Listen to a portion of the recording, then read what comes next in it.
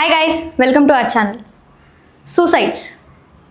రీసెంట్గా నారాయణ కాలేజ్లో ఒక అతను క్లాస్ జరుగుతున్నప్పుడు మధ్యలోనే సడన్గా లేచి బాల్కనీలోకి వెళ్ళిపోయి సడన్గా దూకేశాడు. అందరూ తర్వాత వెనకాల ఊరుకుంటే వెళ్ళారు అసలు ఏం జరిగిందని చెప్పి. అసలు ఇంత రీసెంట్గా ఈ సూసైడ్ జరిగింది, ఇన్స్టాగ్రామ్లో అసలు చక్కర్లు కొడుతుంది ఆ క్లిప్. ఎందుకు సూసైడ్ చేసుకున్నారు అని చెప్పేసి రీజన్ ఎవరికి తెలియదు. అతను ఒక్కడనే కాదు, అసలు చాలామంది స్టూడెంట్ని తీసుకుంటే చాలామంది సూసైడ్ చేసుకుంటున్నారు. కోటాలో చెప్పండి, లేకపోతే కాంపిటేటివ్ ఎగ్జామ్స్ చెప్పండి, ఇంటర్ పిల్లలు కావచ్చు, చాలా సూసైడ్స్ జరుగుతున్నాయి. అసలు వీళ్ళు ఎందుకు చనిపోతున్నారు? అసలు ప్రాబ్లం ఎక్కడ స్టార్ట్ అవుతుంది? గవర్నమెంటా, లేకపోతే ఇన్స్టిట్యూట్స్ ప్రాబ్లమా, లేకపోతే పేరెంట్స్ పెట్టే ప్రెషరా, సొసైటీ ప్రాబ్లమా, లేకపోతే స్టూడెంట్స్ ప్రాబ్లమేనా? అసలు ఈ ఇక్కడ అసలు జరుగుతున్న థింగ్ ఏంటి? అసలు ఇక్కడ ప్రాబ్లం ఎక్కడ స్టార్ట్ అవుతుంది? అసలు ఎవరు తప్పు ఇది? స్టూడెంట్ని స్టూడెంట్ లాగా చూడడం ఎప్పుడో బంద్ చేశారు. ఒక స్టూడెంట్ కాదు, కస్టమర్. సర్వీస్ కాదు, బిజినెస్. ఎస్, మీరు అందరికీ తెలుసు, కానీ ఎవ్వరూ ఒప్పుకోరు. అసలు లక్షల కోట్ల రూపాయలు ఎక్కడుందో తెలుసా? ఎడ్యుకేషన్ సిస్టంలో ఉంది. ఎస్, ఎడ్యుకేషన్ ఇన్స్టిట్యూషన్స్ పెట్టి కొన్ని లక్షలు సంపాదిస్తున్నారు పిల్లల జీవితాలతోటి ఆటలాడుతూ. వాళ్ళకి కావాల్సింది పైసలు మాత్రమే, పిల్లల జీవితాలు కానే కాదు. ఫర్ ఎగ్జాంపుల్ చెప్పాలంటే ఒక్క కాలేజ్ మీరు తీసుకున్నట్టయితే ఇంచుమించు 10 సెక్షన్స్ ఉంటాయండి. అంటే 12,000 మంది, 1,200 మందిని చూసుకోండి. 1,200 మందిలో నిజంగా 1,200 మందికి కరెక్ట్ ఎడ్యుకేషన్ దొరుకుతుందా? ఒక్కసారి ఆలోచించండి.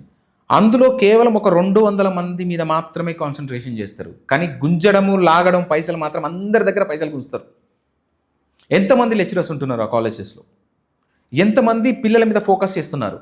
ఆ పిల్లలకున్న ఏకాగ్రతని, వాళ్ళ విల్ పవర్ని మొత్తం చంపేస్తున్నారు. ఎగ్జాంపుల్, సెక్షన్స్ కింద డివైడ్ చేసేస్తాడు. వీడు టాప్ 5 అని, టాపర్స్ అని, ఫాస్ట్ ర్యాంక్ బ్యాచ్ అని చెప్పి ఇట్లా డివైడ్ చేసేసి ఫైనల్గా ఎవరైతే డల్ స్టూడెంట్ ఉండో ఫైనల్గా వాడు లాస్ట్ సెక్షన్కి వెళ్ళిపోవడం జరుగుతుంది. వాళ్ళ మొఖాన బుక్స్ పడేసుకొని చదవండి, బట్టి కొట్టండి అని అంటే ఏ నుంచి చదువుతారో, ఏ నుంచి బట్టి కొడతారు? అట్లీస్ట్ ఒక 60 స్టూడెంట్స్ కన్నా ఒక లెక్చరర్ని పెట్టి వాళ్ళకి పర్ఫెక్ట్ ఎడ్యుకేషన్ ఇస్తే ఎవడైనా రాణించగలుగుతాడు. కానీ వీళ్ళు ఇది చేస్తుర్రా? చెయ్యరు. వాళ్ళకి కావాల్సింది పేరు. ఇప్పుడు ఎగ్జాంపుల్ చెప్పాలంటే పారాయణ కావచ్చు. ఇంకా చూసారా, నేను ఇన్స్టిట్యూషన్స్ పేరు కూడా కరెక్ట్గా తీసుకోలేకపోతున్నాను. ఎందుకంటే ఇన్స్టిట్యూషన్స్ పేరు తీసుకున్నాను అనుకో ఏం ప్రాబ్లం వస్తుందో తెలియదు. కొన్ని 3-4 ఇన్స్టిట్యూషన్స్ ఉన్నాయండి. వాళ్ళు ఎంత దారుణం అంటే, మనకు సమ్మర్ హాలిడేస్లో పిల్లలు వెళ్తారు ఎక్కడికి, విలేజెస్ కానీ, అమ్మమ్మ ఇంటికి కానీ, లేకపోతే పేరెంట్స్తో అక్కడ కూర్చున్నప్పుడు 1 1 1 2 2 2 3 3 3 4 4 4 అట్లా ర్యాంకులు చెప్తారు. కనీసం ఒక 50 దాటారు. మరి మిగతా స్టూడెంట్స్ అంతా ఎడిపోయారు. కొన్ని వేల మంది స్టూడెంట్స్ కదా మీకు. చెప్పాలంటే ఒక్కొక్క డిస్టిక్ కాదండి, ఒక్కొక్క కాలనీకి ఒక్కొక్క బ్రాంచ్లు. అన్ని బ్రాంచెస్లో ఎన్ని లక్షల మంది స్టూడెంట్స్. కానీ మీకు ర్యాంకులు వచ్చేటి 50 మంది. అవే డబ్బా కొట్టుకుంటుంటారనమాట. అంటే ఆ డబ్బాను చూసి మనం ఇన్స్పైర్ అయ్యి, నా కొడుకు ఇంట్లో చదివితే నాకు మంచి పొద్దుగా మంచి జాబ్ కొడతారని చెప్పేసి ఒక భ్రమతోటి ఈ పేరెంట్స్ కూడా ఏం చేస్తారంటే, వాళ్ళకున్న ఆస్తి కావచ్చు, ఇల్లు కావచ్చు, తనఖా పెట్టడమో, అమ్మేయడమో, ఆ పైసలన్నీ తీసుకెళ్ళి వాళ్ళకు ధారపోయడం జరుగుతుంది. ఆ మొత్తం పైసలు తీసుకునే ఇన్స్టిట్యూషన్ ఏం చేస్తుంది? మీకు ఇంకా చెప్పాలంటే ఇంట్లో కూడా కాదు, హాస్టల్స్లో ఒక సీన్ జరిగిందండి. మాకు తెలిసిన అమ్మాయిలే హాస్టల్లో వేయడం జరిగింది. ఒక 4-5 పిల్లలు హాస్టల్లో వేయడం జరిగింది. ఆ హాస్టల్కి పోయిన తర్వాత ఆడ ఫుడ్ పెట్టారు. ఫుడ్ పెట్టిన తర్వాత ఒక పిల్ల ప్లేట్లో కాక్రోచ్ వచ్చింది. కాక్రోచ్ వస్తే ఆమె వెళ్ళి అక్కడ ఉన్న వార్డెన్కి కంప్లైంట్ చేస్తే, ఏముందమ్మా కాక్రోచ్ పక్కకేసి తినేసేయండి అన్నది. ఆ పిల్ల ఇంటికి కాల్ చేసి చెప్పింది, నానా ఇట్లా పొజిషన్ ఏంటి నాన్న, నాకు అవ్వట్లేదు, వీళ్ళు కూడా పేపర్స్ ఇస్తున్నారు, మాకు ఇచ్చేస్తుర్రు, అసలు ఇప్పటివరకు సిలబస్ స్టార్ట్ కాలేదు, ఇవి బట్టి కొట్టండి అని చెప్తున్నారు నాన్న. ఈ బట్టి కొట్టి చెప్తున్న స్టూడెంట్స్ని బట్టి వాళ్ళు ర్యాంకులు డిసైడ్ చేసి మమ్మల్ని మొత్తం సపరేషన్ చేస్తున్నానా, నాకు ఇక్కడ అవ్వట్లేదు నాన్న, నా నుంచి కాదనంటే వాళ్ళ నాన్న చెప్పిన మాట, ఆల్రెడీ డబ్బులు కట్టిన అమ్మ, ఆల్రెడీ నీకు డబ్బులు కట్టేశాను, వాళ్ళకి హాస్టల్ ఫీజు కావచ్చు, కాలేజ్ ఫీజు కావచ్చు, డబ్బులు కట్టేశాను, మళ్ళీ నువ్వు వస్తే మళ్ళీ వాళ్ళు పైసలు రిటర్న్ ఇవ్వరు, నువ్వు ఎక్కడికి వెళ్తావమ్మా అని చెప్తే ఫోర్సిబుల్గా అదే కాలేజ్లో చదవడం జరుగుతుంది. అప్పుడప్పుడు హెల్త్ ఖరాబ్ అవుతున్నప్పుడు వారానికో 2 వారాలకు ఒకసారి ఇంటికి తీసుకొని వచ్చి మళ్ళీ ఫిట్ అయిన తర్వాత కాలేజ్లో జాయిన్ చేస్తున్నాడు. అప్పుడప్పుడు వెళ్ళి ఫ్రూట్స్ అవి ఇస్తున్నాడు.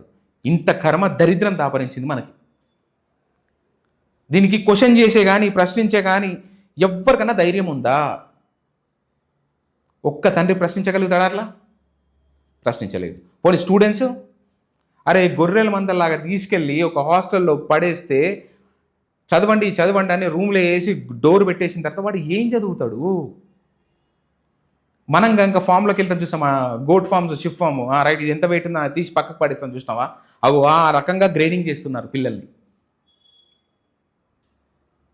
ఆ రకంగా గ్రేడింగ్ చేసిన తర్వాత ఇంకా వాళ్ళు పీక్ పొడి చేస్తారా? ఇక వద్దు నాకు మాటలు వస్తున్నాయి, కానీ జీవితంలో ఏం సాధించగలుగుతారండి? వాళ్ళకున్న విల్ పవర్ మొత్తం అక్కడే చంపేస్తున్నాం మనం. తల్లిదండ్రులు ఒక్కసారి ఎంటర్ అయిపోయిన తర్వాత మళ్ళీ బయటికి తీసుకొచ్చి వేరే దగ్గర జాయిన్ చేసే స్తోమత లేదు. రీజన్ ఒక్కటే, పైసా. పైసా ఏ నుంచి తీసుకురాగలుగుతారు చెప్పండి? పైసలు ఏ నుంచి తీసుకురాగలుగుతారు? ఒక్కసారి పెట్టడమే చాలా కష్టమైపోయింది. ఇప్పుడు ఎడ్యుకేషన్ ఇవ్వడం అంటే ఎంత గ్రేట్ తెలుసా? ఒక ఎల్కేజీ పిల్లవాడి స్కూల్ ఫీజు అంటే ప్లే స్కూల్లో వేస్తే ఒక ఎల్కేజీ పిల్లవాడి ఫీజు ఎంత తెలుసా? 80,000, మినిమం 30,000. ఒక స్కూల్ పిల్లాడికి ఫస్ట్ క్లాసు ఎల్కేజీ ఏదైనా స్కూల్లో వెళ్ళి అడ్మిషన్ చేద్దామంటే దానికి ఇంటర్వ్యూలు, అడ్మిషన్ ఫీజే కాలిపోయి 30,000. అడ్మిషన్ ఫీజు 30,000 అన్నప్పుడు టర్మ్ ఫీజులు అంటే 1,00,000, 2,00,000 అట్లా ఫీజు కట్టి ఒక స్కూల్కి పంపిస్తున్నమాట. నా అంటే అవతల వాళ్ళదనమాట. రైట్, ఓకే, ఈ అబ్బాయి మంచి స్కూల్లో వేసి చదువుతుంది. వాళ్ళు ఏం చెప్తారు నాకు అర్థం కాదు. ఏదన్నా స్పేస్ సైన్స్ చెప్తారా వాళ్ళకి ఏమన్నా?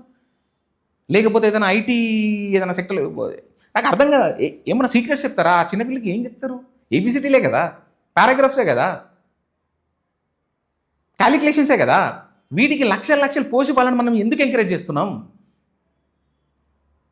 వాడు ఒక బ్రాంచ్ కాకుండా ఇంకో బ్రాంచ్ ఒక ఇద్దరు పేరెంట్స్ ఒక దగ్గర కలిశారనుకోండి, ఒకటే మాట, మీ పిల్లాడు ఏ స్కూల్లో చదువుతున్నాడండి? మా అబ్బాయి ఈ స్కూల్లో చదువుతున్నాడండి. పేర్లు తీసుకోవట్లేదు, సారీ, మా అబ్బాయి ఈ స్కూల్లో చదువుతున్నాడు, మా అబ్బాయి ఆ స్కూల్లో. ఎంత ఫీజు? ఏ సిలబసు? ఎస్ఎస్సినా, సిబిఎస్ఈయా, ఇంటర్నేషనల్ సిలబస్ ఉంది ఒకటి. వాడేం చెప్తాడండి? ఏం చెప్పినా గివ్వే. మనము పిల్లలకి తెలివి పెట్టి ఆ నాలెడ్జ్ పెంచుకోవడానికి మనకి కావాల్సింది మంచిగా చెప్పే టీచర్స్ అంటే గురువులు. ఈడ టీచర్స్ అంటే గురువులు కాదండి, మన రక్తాన్ని పీల్చుకునే బిజినెస్. ఫస్ట్ బిజినెస్ అక్కడి నుంచే స్టార్ట్ అవుతుంది. వాళ్ళ ఇన్స్టిట్యూషన్స్ ఏం చేస్తారు తెలుసా? మీరు స్టూడెంట్స్ తీసుకురండి అమ్మా, మీ శాలరీస్ హైక్ అవుతాయి, ప్లస్ ఒక స్టూడెంట్ మీద ఇంత, ఒక గొర్రె మీద ఇంత. మనం గొర్రెలం, మన పిల్లల్ని మనమే గొర్రెలను చేసుకొని మరీ ఆ ఇన్స్టిట్యూషన్లో తగలిస్తున్నాం. ప్రశ్నించే అధికారం ఎవ్వడికి లేదు. ఒక్కసారి ఒక ఇన్స్టిట్యూషన్ పోయి చూడు. మొన్న రీసెంట్గా జరిగినాయి కదా ఇన్స్పెక్షన్స్, అవి జరిగినాయి కదా. ఇప్పుడు ఏమైనాయి? అంత క్లోజ్. గట్టిగా ప్రశ్నిస్తే తల్లిదండ్రులం కాదు, పిల్లల జీవితం కూడా క్లోజ్. ఆ దమ్ముందా? లేదు. ఇట్లాంటి టైంలో వాడు చదవలేక ఒకవేళ ఆ స్టూడెంట్ వాడికి నిజంగానే చదవాలని ఉందని చెప్పి ఒక లెక్చరర్ దగ్గరికి పోయినా కూడా వాడు పట్టించుకోడు. ఎందుకు? వాళ్ళ ఫోకస్ మొత్తం ఒకటే. ఎందుకంటే వాళ్ళు టాప్ స్టూడెంట్స్ ఉంటారు కదా, వాళ్ళని పికప్ చేసుకుని వాళ్ళు చెప్తారు, ఆడ ఏం జరుగుతుందో ఒక్కసారి కళ్ళు తెరిచి చూడండి. లీడర్సా, గవర్నమెంటా, సర్వీస్గా లేదు, బిజినెస్ అయిపోయింది. ఒక్కడు వెళ్ళి ఏం కొట్లాడలేడు. ఇది అందరికీ అవేర్నెస్ వచ్చి ప్రశ్నించడం స్టార్ట్ చేసినప్పుడే కేసీఆర్ గవర్నమెంట్ ఏదో చేస్తుంది. అప్పుడు కేసీఆర్ చెప్పిండు కేజీ టు పీజీ అని. చాలా ఆశపడ్డారు, అమ్మ తగ్గపోతున్నాయి ఫీజులని. దానికి డబుల్ అయినాయి. మళ్ళా కేసీఆర్ కూడా ఏం చేయలేకపోయింది, కేటీఆర్ సారీ. ఫైనల్గా రేవంత్ రెడ్డి గవర్నమెంట్ వచ్చేసింది, పొడి చేస్తారు, అది చేస్తారు, ఇది చేస్తారు అని. ఏమైంది? మన జీవితాలు అక్కడే ఉంటాయి. సామాన్య కూలీ, ఆటో డ్రైవర్, వీళ్ళ నెల సంపాదన ఎంత అనుకుంటారు మీరు? స్కూల్ ఫీజులు ఎంత ఉన్నాయి? ఆ స్కూల్ ఫీజులే ఎంత ఉంటే ఇంటర్ ఫీజులు ఎంత ఉంటాయండి? Just imagine. మేము ఊహకే వదిలేస్తున్నా. కట్టగలుగుతారా? రక్తం అమ్ముకొని, ఆస్తి అమ్ముకొని మన పిల్లల్ని మనం చంపుకుంటున్నాం ఇన్స్టిట్యూషన్లకు పంపి. ఇక్కడ ఒక్క గవర్నమెంట్ తప్పు కాదండి, మనలో అవేర్నెస్ రానంత వరకు ఈ దరిద్రం అనేది మన జీవితాల నుంచి పోదు. ఇప్పుడు నాకే క్వశ్చన్ మార్క్. ఎందుకంటే నాకు కూడా ఇప్పుడు నాకు కూడా ఫ్యామిలీ ఉంటుంది కదా. ఇప్పుడు రేపు పొద్దుగల నేను ఎట్లా హౌ అరే ఉత్తు పుణ్యానికి మరి జలగల్లాగా మన రక్తం పీల్చేస్తున్నారండి. అసలు ఎడ్యుకేషన్ సిస్టమ్ ఏందో, ఎక్కడికి పోవాలా, ఎవరిని అడగాలా, దీన్ని ఎట్లా స్టాప్ చేయాలా ఎవరికి తెలియదు, నాకే తెలియదు. దీనికి ఆన్సర్ ఎక్కడ దొరుకుతుందో నాకు అర్థం కావట్లేదు. దీనికి ఖచ్చితంగా ఆన్సర్ దొరికి తీరాల్సిందే. ఇదంతా ఒక సిస్టమ్ ఎట్లయిపోయిందంటే, ఇప్పుడు ఎక్కడ లూప్ హోల్ ఉన్నా, ఎక్కడ స్టాప్ చేయడానికి చేసినా కూడా అక్కడున్న వాళ్ళు డబ్బు తడిపేస్తారు. డబ్బు తినంగా సైలెంట్ అయిపోతారు. ఇది కేజీ చిన్న చిన్న స్కూళ్ళ నుంచి స్టార్ట్ అయ్యి పెద్ద పెద్ద ఐఐటి ఇన్స్టిట్యూషన్స్ దాకా ఇదే జరుగుతుంది. ఎవరైనా సిన్సియర్గా గవర్నమెంట్ ఎంప్లాయీ వచ్చిందంటే కొన్ని రోజులు కూడా ఉండరాడు. స్కూల్ పెట్టిన తర్వాత డిఈఓలు వాళ్ళు వీళ్ళు ఉంటారు కదా, నా ఎక్స్పీరియన్స్ తోటి మీకు చెప్తున్నా వినండి. అక్కడ ఉండే ప్యూన్తో సహా వీళ్ళు బ్రైబ్ చేస్తున్నారు ఇన్స్టిట్యూషన్స్. ప్రశ్నించినోడు కథం ఎవడు ఉండడు. ఇప్పటికైనా నా ఆశ ఏంటంటే రేవంత్ రెడ్డి గారు అన్న దీని మీద ఒక కన్నేసి దీనికి ఒక పులి స్టాప్ పెడితే మంచిగా ఉంటుంది. అప్పుడు మధ్యలో రేవంత్ రెడ్డి గారు వాయిస్ రేస్ చేశారు. నేను చాలా ఆశపడ్డా, అమ్మయ్య ఏదైనా ఫీజుకి ఒక టార్గెట్ పెట్టబోతున్నాడు, ఏమన్నా చేయబోతున్నారు. ఒక్కటి చెప్తున్నానండి, ఒక నెల హల్చల్ చేసేసి తర్వాత ఆప్తే మాత్రం ఏమీ జరగదు. ప్లీజ్ గవర్నమెంట్కి నా విజ్ఞప్తి, పట్టించుకోండి. చివరికి ఇది మీ దాకా వస్తుందండి. పేదోడు డబ్బు లేనోడు కాదు, డబ్బు ఉన్నోడు లేనోడు అందరి దాకా వస్తుంది, మీ పిల్లల దాకా వస్తుంది, ఆల్రెడీ వచ్చింది. కాబట్టి సూసైడ్స్ అన్నీ జరుగుతున్నాయి. ఒక్కసారి ఆలోచన తీసుకోండి. ఆలోచన చేసి మీరు కూడా ప్రశ్నించాలండి. ప్రశ్నించకపోతే ఏమీ జరగదు. ఈ దారుణాలు ఆగాలంటే సూసైడ్లు ఎందుకు జరుగుతున్నాయి అది అంటే ఎందుకు జరగవండి సూసైడ్లు? నేను నా నోరు తెరిచి ఒక క్వశ్చన్ అడుగుతున్నాను, మీరు చెప్పండి. ఒక ఏదైనా ఒక కాలనీ తీసుకోండి, లేకపోతే ఒక 3-4 కాలనీలు తీసుకోండి. అక్కడ ఎన్ని స్కూల్ ఉంటాయి అబ్జర్వ్ చేయండి. ఒక్క స్కూల్ కన్నా గ్రౌండ్ ఉందా? ఒక్క స్కూల్ కన్నా గ్రౌండ్ ఉందా? గవర్నమెంట్ స్కూల్ కంటే దరిద్రంగా ఉంటాయంటే చెప్పకూడదు, కానీ అక్కడ ఫీజు ఎంత తెలుసా? నార్మల్గా మా దగ్గర పైసలు లేవు, మేము అంత పెద్ద స్కూల్లో జాయిన్ చేయలేము, ఈ స్కూల్ అయితే పర్లేదు ఇలా వేసుకుంటామంటే ఏందో తెలుసా? ఇంచుమించు 50,000. ఆ 50,000 ఫీజు కాకుండా మళ్ళీ వీళ్ళు వేరే రకంగా దోపిడీ. బుక్స్ అని, బ్యాగ్స్ అని, స్టేషనరీ అని. బయట నువ్వు స్టేషనరీ తీసుకుంటే మా అంటే 1,500 రూపాయలు ఉంటుంది, కానీ వీళ్ళ దోపిడీ ఎంత తెలుసా? 5,000, 6,000, 9,000, 10,000.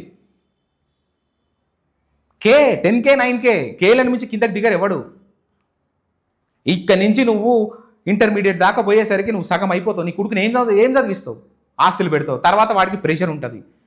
మా అమ్మ నాన్న కష్టపడి చదువుమని పంపిస్తే ఇక్కడికి వచ్చిన తర్వాత నూతులో కప్ప, అదే ప్రపంచం అనుకుంటాడు. కాలేజీలో అదే ప్రపంచం వాడికి. అక్కడి నుంచి బయటికి వస్తే లైఫ్ లేదు. మార్కులు వస్తే అంత ఇది వస్తేనే నాకు లైఫ్ ఉంటుంది, రేపు పొద్దుగా నేను జాబ్ చేయాలి, జాబ్ చేసిన తర్వాత నాకున్న ప్రాబ్లమ్స్ సాల్వ్ చేసుకోవాలనే ఒక మైండ్లో థాట్ తప్ప, మెంటల్లో ప్రెషర్ తప్ప వాడికి ఏమీ ఉండదు. మెంటల్లో ప్రెషర్ ఉండి, థాట్స్ ఉండి, ఇన్ని సర్కమ్స్టెన్సెస్ వల్ల వాడు ఏం చదవగలుగుతాడు? ఒకళ్ళు చదివినా కూడా ఫెయిల్ అవుతుంటే మళ్ళీ ఇదో టార్చర్. వారానికోసారి లేకపోతే నెలకోసారి మీ కుర్రాడి పర్ఫార్మెన్స్ చూడండి అని ఇంటికి పంపిస్తారు. వీడికి చెప్పచేత కాదు, ఇవి మాత్రం పంపిస్తాడు. సూసైడ్ చేసుకోకపోతే ఏం చేస్తారు? స్కూల్లోన టీచర్స్ కానీ లెక్చరర్స్ కానీ వినరు, ఎందుకంటే వాళ్ళు సుపీరియర్. మనం వాళ్ళ దగ్గర చేతులు కట్టుకొని నించుకుంటారు. అక్కడ చెప్పలేరు. ఇంట్లో పేరెంట్సా చెప్పినా ఏం లేదు, ఎందుకంటే ఆల్రెడీ వాళ్ళు రక్తం దారపోసి మిమ్మల్ని చదివిస్తున్నారు. కొంతమంది పేరెంట్స్ కూడా ప్రెషర్ చేస్తారు, దట్ ఈస్ ట్రూ. మరి ఇంకెక్కడ చెప్పుకుంటాడు వీడితో పాటు అదే బ్యాక్గ్రౌండ్లో వన్ ఫ్రెండ్స్ ఉంటారు. ఎవరు ఆ ఫ్రెండ్స్? ఆల్రెడీ ఈ ప్రాబ్లం అనుభవిస్తున్న ఫ్రెండ్సే అని చుట్టూ ఉంటారు. అదే డిప్రెషన్లో వాడు కూడా ఉంటాడు కదా. టు బీ ఫ్రాంక్, ఆడు కొంచెం తెలివితో ఉన్నా కూడా ఆ డిప్రెషన్లోకి వీడున్న డిప్రెషన్ వాడు తీసుకుంటాడు. ఇంత డిప్రెషన్లో మన పిల్లల్ని మనం చేసుకుంటే సూసైడ్ జరుగుతుంది. ఎక్కడి నుంచి జరుగుతుంది? ఇక్కడ తప్పు ఉందా, అక్కడ తప్పు ఉందా అంటే అందరి దగ్గర తప్పు ఉంది.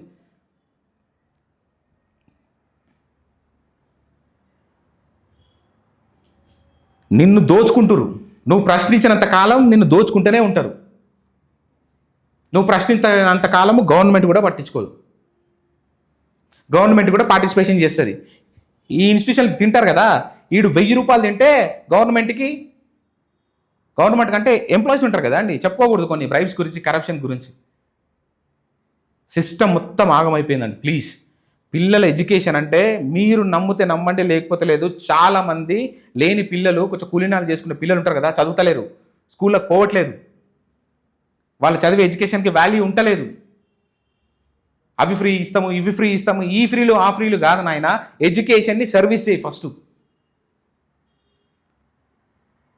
10,000 పెట్టు, 20,000 పెట్టు, ఎవడొద్దన్నాడు? కింద మీద పడి ఏదో రకంగా ఇచ్చేస్తారు. లక్షలు ఏ నుంచి తేవాలి? ప్లీజ్ ఒక్కసారి అర్థం చేసుకోండి.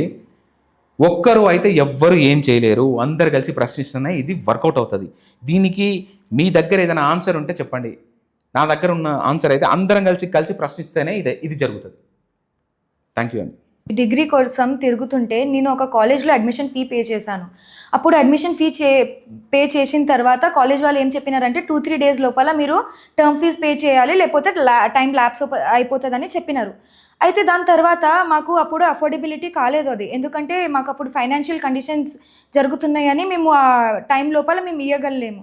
అయితే ఏం చెప్పినారంటే టైం ల్యాప్స్ అయిపోయిన తర్వాత మీరు మళ్ళీ 6,000 అడ్మిషన్ ఫీజు కట్టాల్సిందే అని చెప్పినారు. అయితే ఇప్పుడు మాకు ఫీజే ప్రాబ్లం అవుతుంది కట్టాలంటే, అప్పుడు మళ్ళీ 6,000 ఎట్లా కడతారు ఒక స్టూడెంట్? అంటే నాకు ఒక ఇయర్ కూడా వేస్ట్ అయింది, అప్పుడు డిగ్రీ అడ్మిషన్ దొరకలే, ఇంకా దాని మీద చేసిన ఎంతో ఏదైనా అంటే ఎక్స్పెన్సెస్ మొత్తం వేస్ట్ అయిందే కదా. అంటే డిగ్రీ వాళ్ళకి, ఈ కాలేజెస్ వాళ్ళకి ఎట్లా అయిపోయిందంటే స్టూడెంట్ అంటే ఒక బిజినెస్ లాగా, ఒక మనీ ఫ్యాక్టర్ లాగా అయిపోయింది. స్టూడెంట్ అంటే స్టూడెంట్ కాదు, ఏమైనా కానీ మెరిట్ ఫ్యాక్టర్ కూడా కానీ ఏమైనా కానీ ఒక బిజినెస్ లాగానే అని అర్థం. స్టూడెంట్ వస్తేనే బిజినెస్ వస్తుందనే అర్థం అంతే. కానీ ఒక సర్వీస్ పే చేస్తున్నామని కాదు, స్టూడెంట్కి లైఫ్ వేస్ట్ అయిపోతుందంటే కాదు. నా 1 ఇయర్ వేస్ట్ అయిపోయింది, వాళ్ళకి ఏం ప్రాబ్లం లేదు. 1 ఇయర్ వేస్ట్ అయితే ఏంది, వాళ్ళకి ఇంకా వేరే స్టూడెంట్స్ వస్తారు, నా లైఫ్ ఏంది అప్పుడు?